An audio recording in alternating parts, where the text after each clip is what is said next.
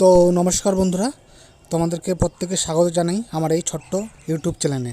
আচ্ছা বন্ধুরা, তোমরা অনেকেই জানো যে 16 ও 17ই মার্চ ফুড এসআইয়ের পরীক্ষা ছিল। তো বন্ধুরা, তোমরা যদি নতুন হয়ে থাকো অবশ্যই বন্ধুরা চ্যানেলটা সাবস্ক্রাইব করে দিও আর পারলে লাইক করে দিও। তো বন্ধুরা, 16 ও 17 মার্চ যেটা পরীক্ষা ছিল সেটা কিন্তু অলরেডি বাতিল হয়ে গেছে, তোমরা জানো বাতিল করা হয়েছে। আর সেটা বন্ধুরা 20 মার্চ আন্দোলন করা হয়েছিল। তো সেই আন্দোলনে কিন্তু বলা হয়েছে যে হ্যাঁ তারা মেনে নিয়েছে, অর্থাৎ দপ্তরের আধিকারিকরা মেনে নিয়েছেন যে হ্যাঁ পরীক্ষা কোশ্চেন আউট হয়ে গেছে। তো বন্ধুরা তারা আশ্বাস দিয়েছেন যে ঠিক আছে আবার পুনরায় পরীক্ষা নেওয়া হবে।